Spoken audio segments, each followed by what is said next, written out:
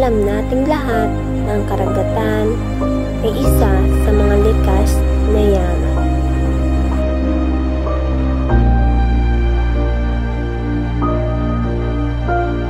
Kayamanan na kung iisipin mo ay hindi kailanman mapabayaan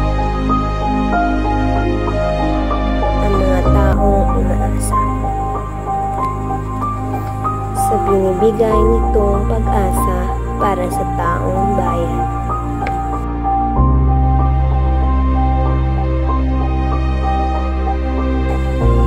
Ngunit, paano kung ang dating asul na karagatan ng iyong nakagisnan?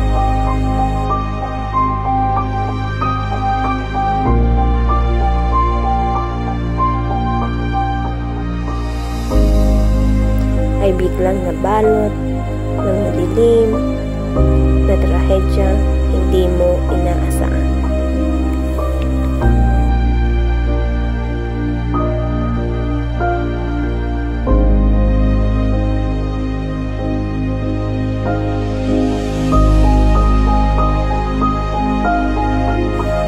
Dito sa Oriental Mindoro matatagpuan ang isang napakagandang lugar kung saan may mga magagandang tanawin at kilala sa napakalinis nitong karagatan.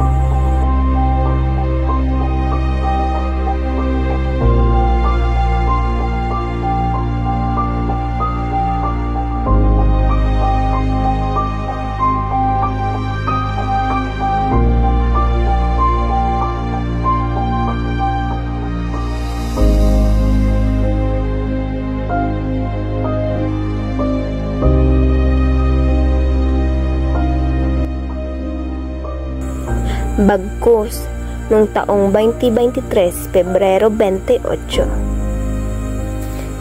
Ang barkong MT Princess Express ay may dalang toneladanong langis ay biglang lumubog sa hindi malamang rason at nagdulot ito ng isang malaking trahedya. Kasabay sa paglubog nito ay ang pagkalat ng langis o oil spill sa karagatan na dala ng barko at nagdulot ng malaking pinsala sa tubig, lamang dagat at pati na rin sa taong naniniraan sa Nauhan Oriental Mindoro at pati na rin sa mga karatig na lugar dito.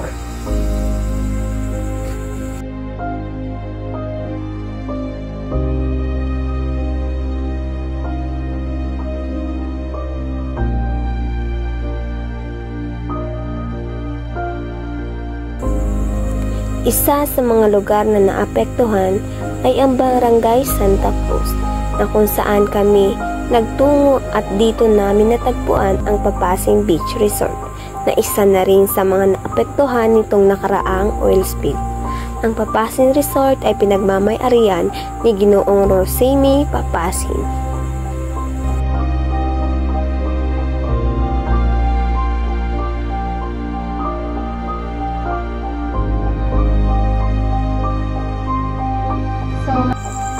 Parteng ito, dito nilahan ni Ginoong Papasing ang kaniyang panayam tungkol sa kaniyang karanasan.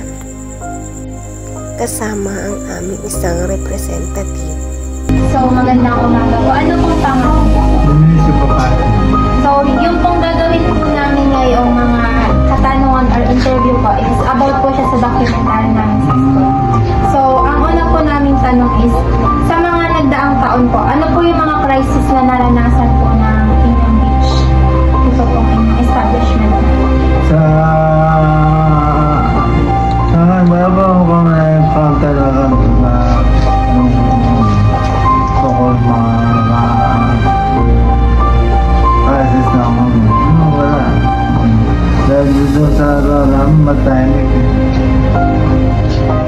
Ang sunod po is, gaano po kalaki ang naging epekto po nung nagdaang oil spill po dito po sa inyong business? Malaki na kumain ng aming business na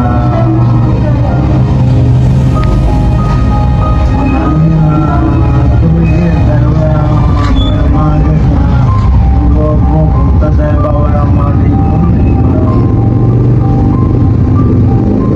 Then, ano po yung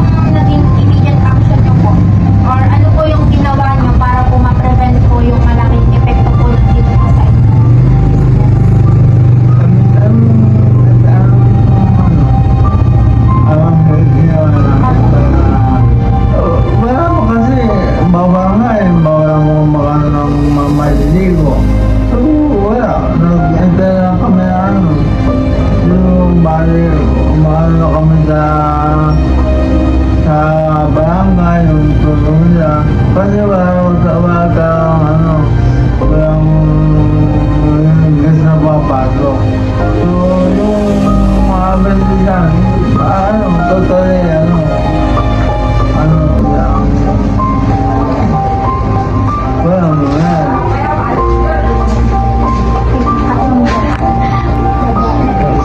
So, matapos po yung oil spill, ano po yung pinakamahalagang lesson na natutunan nyo?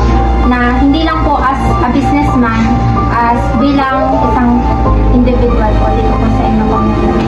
Kaya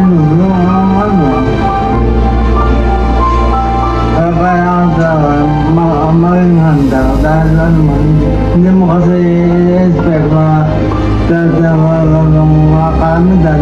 So yung kaya may handa handa.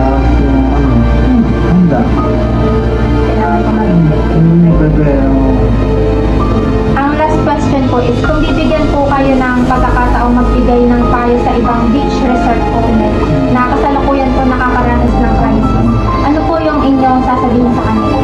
Ay ang sasabihin lang sa owner na nangyayang bisa ganun. Pero yung tatakot takot sila kailangan handa sila sa mga mangyayari. Kasi hindi natin kasi malakang epekto pag hindi kaya kailangan maging handa at handa maging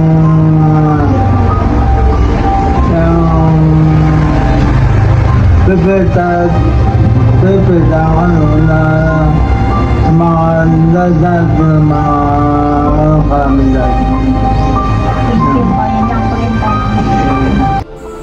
Ang dating likas na yaman ay nabalot na ng langis ng mayaman.